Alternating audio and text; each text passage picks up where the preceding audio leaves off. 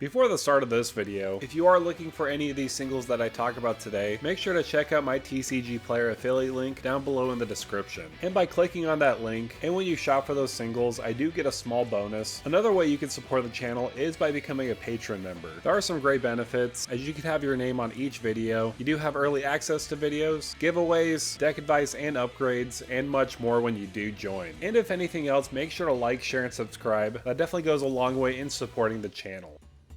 Hey, how's it going YouTube? This is Devin with PubStomp MTG, and in this video today, I'm going to be going over the new commander that came out of the pre-con product of Aether Drift. This one doesn't really need any introduction because a lot of people are excited about this one. I was recently on vacation and I thought to myself, okay, I'm not going to worry about anything else. I'm not going to worry about spoilers. I'm just going to enjoy and relax. And when I randomly got cell phone service, this commander popped up and I couldn't stop thinking about it even during my vacation, just because of the possibilities of how broken this commander can be. First of all, I just have to comment on the art. I'm a big art guy when it comes to a lot of different cards. If it doesn't have a cool art style, I may not pick it just because of that. Usually it has to have a lot of criteria for me to build a specific commander. If it's in good color combinations, if it has really cool art, and honestly if it's pretty playable too. I'm not really too picky when it comes to playability. I usually pick commanders for their art or even the creature type, of course me with dinosaurs, but I also do love Egypt and I love a lot of the mythos around it. And with the Egypt inspired plane Amonkhet, this one looks incredible and honestly quite terrifying if you're playing against it. I also love the flavor text. I think this is really cool. It just kind of shows his devotion to the Scarab god. Definitely one person I would love to have as my best friend because he will always have my back. However, besides that point, let's get into the deck tech and talk about this commander.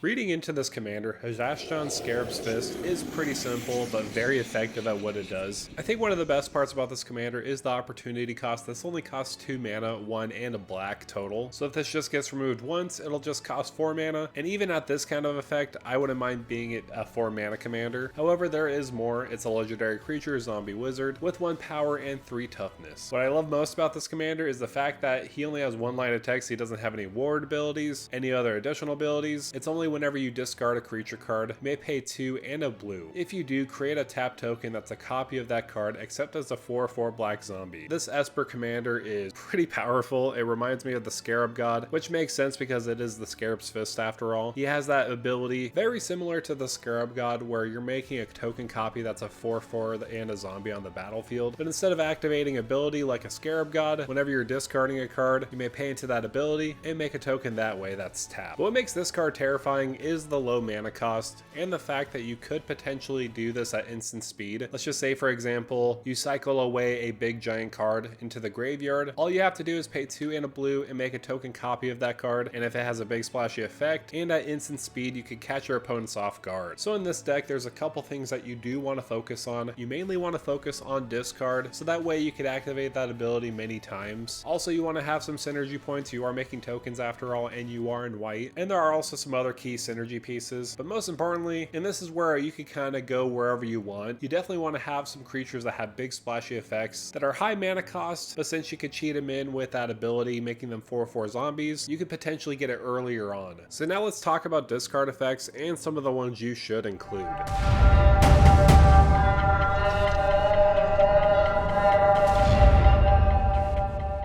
In this deck specifically, there's a lot of ways we could discard cards, whether we're cycling them or if we're using discard effects. One that works perfectly with our commander because of the cost of the ability is Frantic Search. For 2 and a blue, draw 2 cards, then discard 2 cards, untap up to 3 lands. This is a perfect example of one of the better cards that you could utilize in a burst because this is at instant speed. You could cast this, untap your 3 lands, and if you discarded a big creature, you could pay into that ability of your commander with those 3 lands that you untap. A similar cost at sorcery speed would be Careful Study. This is essentially a 1 mana loot effect, draw 2 cards then discard 2 cards. This is cheap and effective. Windfall is another great include. This could refill our hand, also will refill our opponent's hands, so if you're using this, be cautious. And of course, if you have a lot of creatures in your hand and you discard all of them, and if you have the mana for them, you can reanimate a bunch of different creatures on the battlefield, or should I say make token copies, because obviously we're not reanimating them yet. So those are great, but we want consistent ways of discarding cards. One example would be Ghostly Ghostly Pilferer. If it becomes untapped, you could pay 2 and draw a card. Cool. Whenever an opponent casts a spell from anywhere other than their hand, draw a card. That's pretty neat if some people are casting things from the graveyard or from exile. But of course, that last ability, discard a card. This card becomes unblockable. This is an activated ability that you can use on repeat at any time, and that costs no mana. That's very important because if we are discarding a lot of cards, we need all the mana we could get. Another card similar to that is Psychic Frog. I've been wanting to put this into a deck forever, and I haven't found the right type of deck for it, but now this is its chance. Of course, when it deals combat damage, you draw a card. That's pretty nice. But we're really making use of that second ability, discard a card. Very similar to the Ghostly Pilferer. You could use this at any time, at instant speed, and as much as you want. Discard a card, put a +1/+1 counter on Psychic Frog, and you could exile 3 cards from your graveyard, and it will gain flying until end of turn. So for one, this will get us card advantage, and it is an outlet for discard, and it can make itself bigger too along the way. But not only that, it does gain evasion temporarily. So overall, this is a pretty neat card in this deck, and of course it's a frog. I love frogs, so I had to include it. Other ways we could discard is by using the connive mechanic. Ledger Shredder is a perfect example. Whenever a player casts their second spell each turn, it will connive. You draw a card, then discard a card. If you discarded a non-land card this way, you put a +1/+1 counter on this creature. Another conniving card that I wanted to follow up with is Rafine's Scheming Seer. This is excellent because whenever you attack, target attacking creature connives X, where X is the number of attacking creatures. So if you have 5 attacking creatures, you connive 5 times, and if you discard all those cards and they are non-lands, you put 5/1/1 counters on it, and you have a way of discarding cards that then you could use your commander's ability to make those into tokens if they are creatures. In the deck list down below in the description, I do have a lot of other cards that have that discard theme, but I wanted to focus on the best of the best as far as discard goes. First of all, Scourge Familiar is incredible because it'll help us pay into our commander's ability. Even though it is 5 mana, we can actually discard it and then put it on the battlefield as a token, and then use that activated ability, discard a card, add a black mana. That'll help pay for our commander's ability, making it only 2 mana instead of 3. I also really like Undertaker. This is not as good as another card that I'm going to talk about later, but still is pretty decent. You pay a black mana, tap it, discard a card from your hand, return target creature card from your graveyard to your hand. So that way you're not necessarily going down in card advantage, you're just putting a target creature from your graveyard to your hand that then you could cycle later to make a token copy. The next one is from the Commander Precon product, Ret Tomb Mystic. For only 1 and a blue, this is very low mana cost. It has the ability each creature card in your hand has cycling 1 and a blue, which is going to be incredible because that's obviously what we want to do with our commander. We want to discard those cards even though you are paying 2 mana and then paying additional 3 mana to make a token copy of that on the battlefield. I still think that's worth it. 5 mana total investment is probably going to be huge, especially if you put like an Elesh Norn on the battlefield. And the fact that you can do this at instant speed is just mind-boggling. You could interrupt somebody if they're putting a lot of tokens on the battlefield. You could stop them in your tracks, discard that Elesh Norn, and put a token copy on the battlefield, making all those creatures have -2/-2, and potentially killing a lot of token creatures. Of course, that's a very niche example. That's just a little bit of a taste of what this card can do for you. But the next card won't be a surprise to anybody. A lot of people have been talking about this card, and it has been going up in price since this card has been spoiled. If I didn't talk about this card, a lot of people will be saying, why didn't you add this card? So Tortured Existence is probably one of the best cards you could add in the deck because of the low mana cost of 1 black. It's an enchantment that'll stick on the battlefield. You pay 1 black mana, choose to discard a creature card, return target creature card from your graveyard to your hand. You can essentially just loop this over and over again if you have the mana for this and also your commander. So 4 total mana. If you continuously do this, you have a way of making a lot of token copies on the battlefield and still having that card in your hand. There's honestly no explanation of how powerful this is, especially with the commander. Typically on one subject, I don't try to take too long. However, there's so many good discard outlets that I had to include these all in the video. But now that I mentioned discard, I wanted to focus on key synergy pieces that will help your commander and help out your game plan.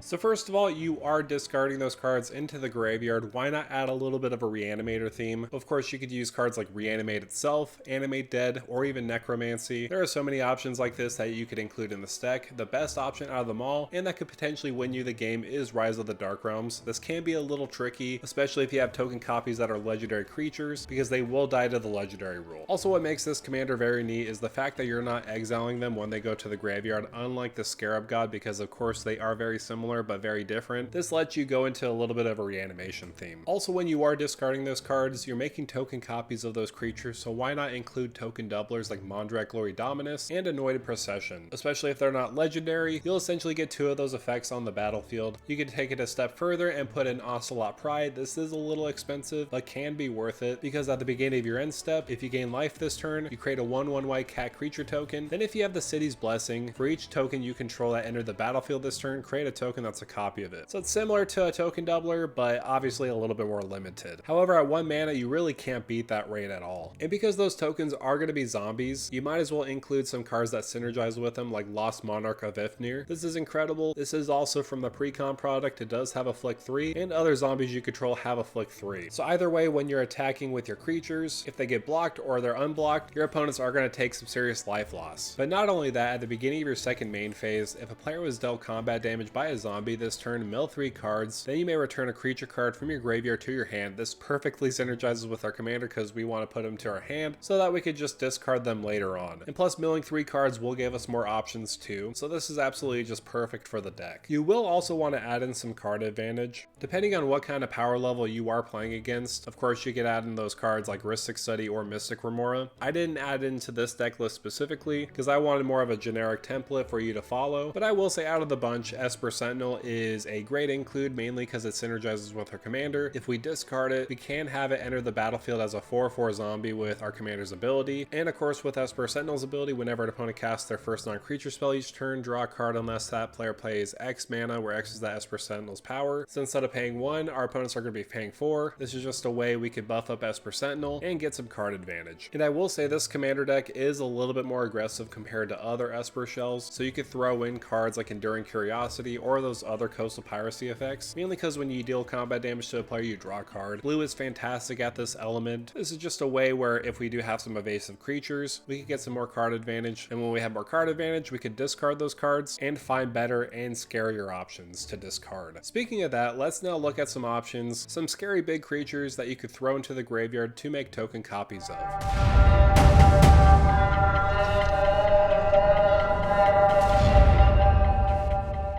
A clear and obvious choice from the pre-con is Archfiend of Ifnir. This was reprinted, and this is one of my favorite cards. I love playing in Sauron the Dark Lord. This has an incredible ability. Whenever you cycle or discard another card, you put a -1/-1 counter on each creature your opponent controls. This is basically a board wipe on the stick, and if we're constantly discarding cards left and right, this could get around indestructible, because if they have no more toughness, they instantly die. You just keep putting those -1/-1 counters on each creature. Plus, this does have cycling, so that's not too shabby too. So of course, we can get around indestructible, but why not make our creatures indestructible themselves and other permanents we control by using Avacyn, Angel of Hope? This was reprinted in the new Innistrad Remastered, so hopefully it'll come down in price, but since it has Flying, Indestructible, and Vigilance, it has that other ability other permanents you control have indestructible as well. This is excellent, so that way if somebody tries to board wipe, we could cycle this card away or discard it in any other means and put it on the battlefield at instant speed and give all our creatures that protection that they do need. I mentioned this card previously, but Elvish Thorn Grand Cenobite is another incredible